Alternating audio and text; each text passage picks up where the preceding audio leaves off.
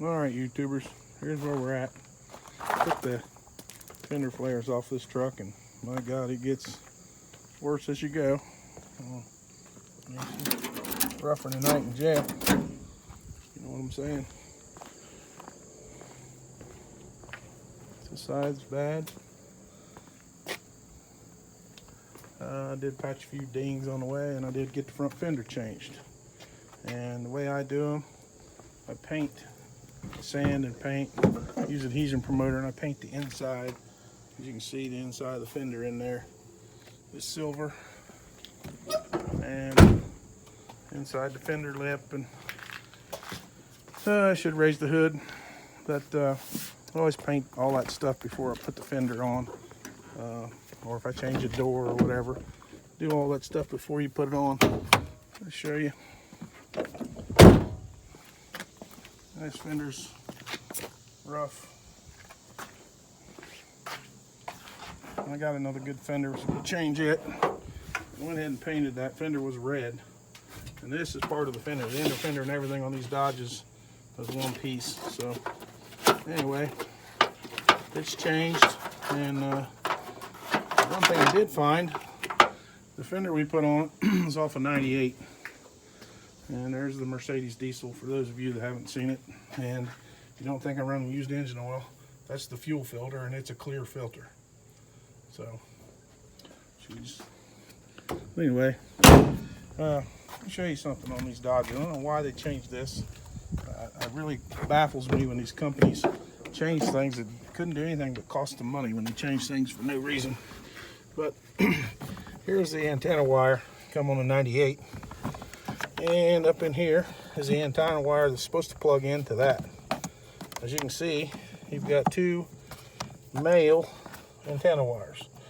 So I'm gonna have to find a female to female to couple those together, or make something. I really don't want to strip those and try and I chased this back. Thought there was another place it plugged in, but whatever I could reach, I couldn't find anything. So just little weird things like that they changed. And then on the marker light up on the corner, I ended up using the one off the old truck. And of course, where the wiring goes in, the plugs into this back of this right here, takes a peanut bulb. They're different. So I had to cut that harness and wire in the old style one. The other one was broken. So anyway, I threw a little temper tantrum there, and that's what's left of the old one. That system right there they used to put that headlight together is looks like something off a weird foreign car. I don't understand why it's so difficult to change. They made the bolts where you can't hardly get to them. One little weird Torx head screw kind of holds everything together that if you can get to it and get it out. It's kind of a stupid design, but anyway, the old truck's got a few dings in the hood and a few dings here and there. We're gonna straighten it out and get it presentable for winter. I don't know how long it'll look like a Palomino here, but probably be a while. The other fender is red as that Ford truck right there, so it's going to be burgundy and silver and red for a while. And as far as painting the insides of these fenders and things, best thing you can do is scratch them down pretty heavy. I think I used like a 100 or 120 on them. On this one, get it all scratched up best you can, wipe it off, and I always use adhesion promoter. That way, you know, down the road you open the hood, you don't see big blotches of red paint sticking out. Just looks like crap. So anyway, that's how we're going to do it. And, I honestly didn't even have to unbolt this fender flare. I just pulled it off of there. The rust was so bad. Same thing with this one. You can see the screws and whatnot are still in it. I just yanked it right out of the rust.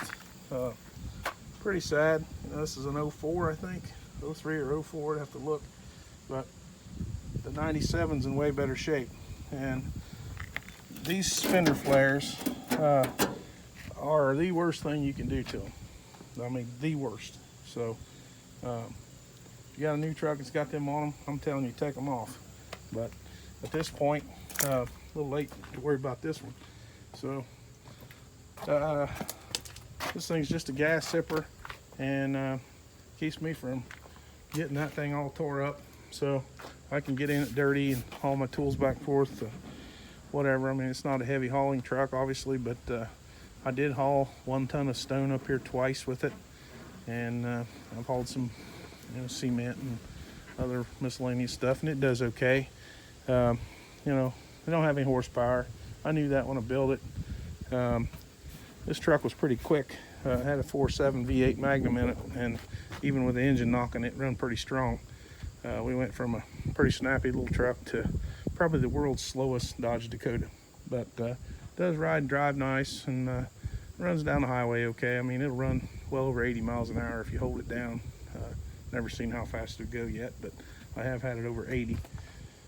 Gets 30 miles a gallon, and the fuel's almost free, so can't hardly beat that. But anyway, that's where we're at on it. Probably not gonna mess with any more of this today. I might go and drag the other fender out. I took it off of a Dodge Dakota, or a Dodge Durango rather, about a year ago. It's back there behind the barn, so might go and get it and kind of get it ready and maybe change it sometime this week. And I'm thinking that the bad parts of that bed there in the front, I think I can cut them off of this one, this panel right here. These are different. This is a longer bed than that one, so this distance from here to here is different, but this panel on this one is pretty well rust free, so I could cut part of that out, use it to fix the silver truck. And as you can see, it's junk too. I can stick my finger through it, but still a Dodge, so it's better than about anything else.